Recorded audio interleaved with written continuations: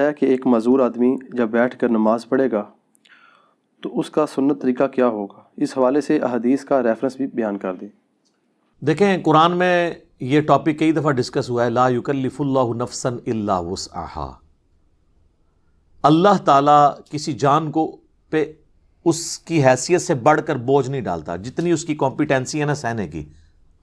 ظاہر ہے آپ کو حسین ابن علی کی طرح نہیں آزمایا جائے گا، کیونکہ ہماری آپ کی کمپیٹنسی نہیں ہے۔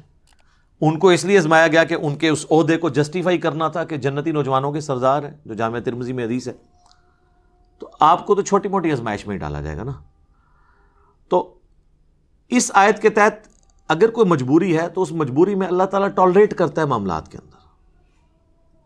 تو آپ یہ دیکھیں کہ آسانی اللہ نے دی ہے کہ کسی جان پہ اس سے بڑھ کر بوجھ نہیں ڈالنا۔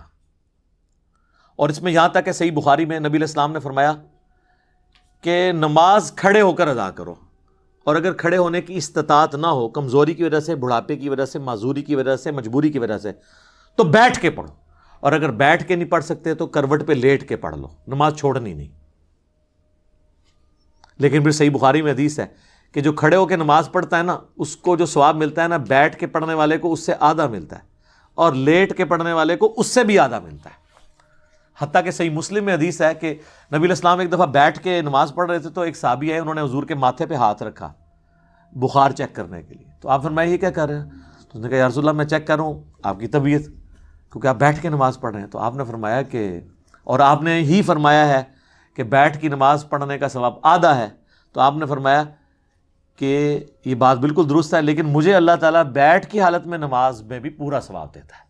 یعنی حضور کی یہ خصوصیت ہے، جیسے آپ کی کئی اور خصوصیات ہیں۔ بخاری مسلم میں آپ وصال کے روزے رکھتے تھے، صحابہ کرام نے رکھنے شروع کیے، یعنی بغیر افطار کیے اگلا روزہ، وہ بھی نہیں افطار کیا تیسرا روزہ، تو صحابہ کرام تو بے ہوش ہونا شروع ہو گئے۔ حضور نے مسجد میں جب دیکھا عاشقان رسول کو، تو آپ نے فرمایا کہ یہ کیا ہے؟ تو حضور غصے میں آپ فرمایا ایکم مثلی، تم میں کوئی میری مثل ہو سکتا ہے؟ شکر ہے کوئی اہل حدیث نہیں تھا کہتا قل انما انا بشر مثلکم۔ ان کو پتا تھا کہ حضور صرف سپیشیز میں ہماری طرح انسان ہے، باقی مرتبے میں نہیں ہے۔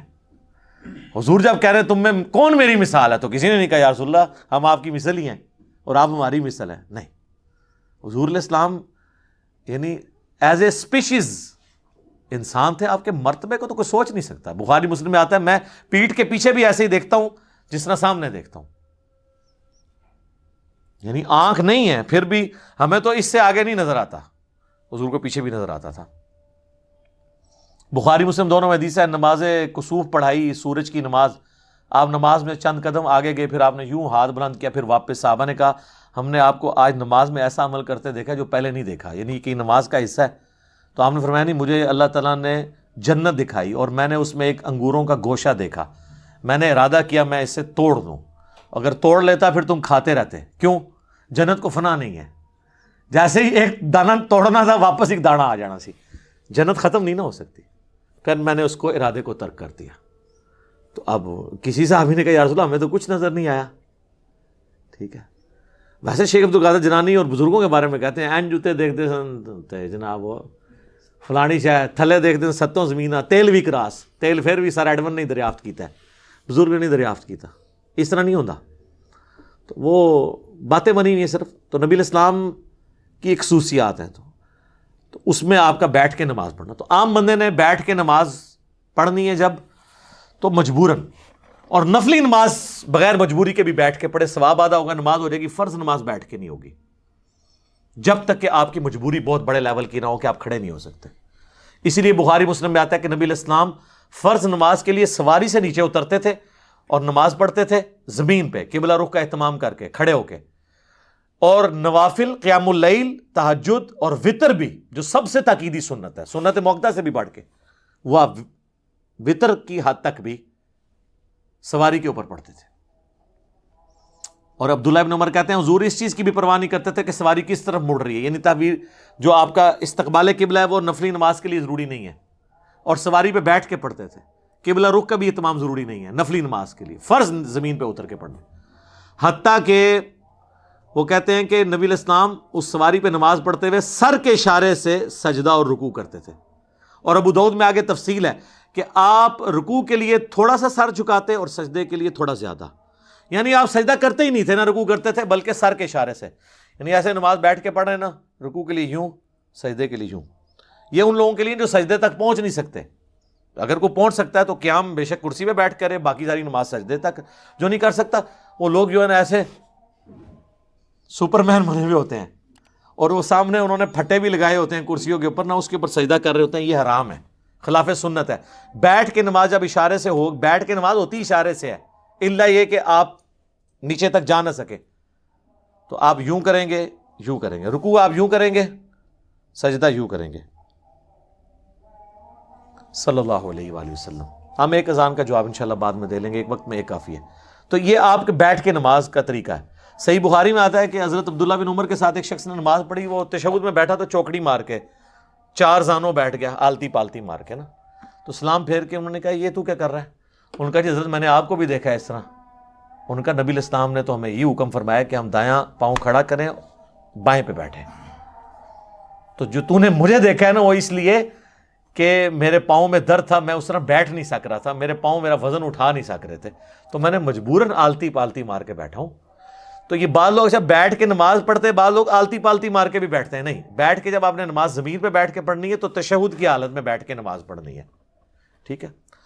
اگر آپ ہاتھ باندھ کے کریں گے تو وہ تو ٹھیک ہے. اگر آپ نے ہاتھ چھوڑ کے نماز پڑھنی ہے تو آپ نے ہاتھ اپنے زانوں پہ ہی رکھنے ہیں قیام کی حالت میں. ٹھیک ہے. یہ تو اب چھوٹے مسئلے رہ گئے نا، ہاتھ باندھ کے ہاتھ چھوڑ کے نماز پڑھو صحیح. ٹھیک ہے. تو بیٹھ کے نماز پڑھنے میں آپ نے یہ چیز، لیکن فرض نماز کے لیے ضروری ہے قبلہ رخ کا اہتمام کرنا. باقی لیٹنے کے لیے بھی نماز بعض اوقات بیٹھ کے بھی نہیں کوئی پڑھ سکتا. لیٹنے کے لیے پھر یہ ہے کہ اس کی چرپائی قبلہ رخ کر دی جائے، اس کی ٹانگیں قبلے کی طرف ہوں، اور یہاں پیچھے تکیہ رکھ لیں کہ چہرہ اس کا قبلے کی طرف ہو. پھر یہ نہیں آپ کہیں گے کہ یہ کعبے کی طرف ٹانگیں ہو گئی ہیں، اس کا پھر شرعی عذر ہے. تو آپ اس طریقے سے وہ نماز پڑھے گا. رہ گیا وضو کا مسئلہ، تو اس کو اس کے اسی جگہ کروائیں. بعض لوگ نہیں غسل خانے تک آ سکتے، اگر اس میں بھی تردد ہے تو ایک چھوٹی سی مٹی کی ٹکیا لا کے رکھتے ہیں، اس سے وہ تیمم کر لے. غسل کی جگہ بھی ایک ہی تیمم کا طریقہ ہے، اور وضو کی جگہ بھی کہ آپ نے چہرے کا اور ہاتھوں کا تیمم کرنا ہے. یہ کلائیوں تک بھی ثابت ہے اور کونیوں سمیت بھی ثابت ہے، دونوں طریقے درست ہیں. تو آپ کا تیمم ہو جائے گا. تو اس طریقے سے آپ نماز کر سکتے ہیں. اور اس طرح کی جو مریض حضرات ہیں وہ جمع سوری کر لیں، جو سب کے نزدیک جائز ہے. ظہر آخری وقت میں پڑھیں، عصر اول وقت میں. ظاہر ہے وہ جماعت سے تو نہیں پڑھ رہے ہوں گے، تو وہ 3 نمازوں کے اوقات میں 5 نمازیں پڑھ لیں گے. مغرب اور عشاء کو جمع کر لیں، ظہر عصر کو جمع کر لیں. آسانی ہے.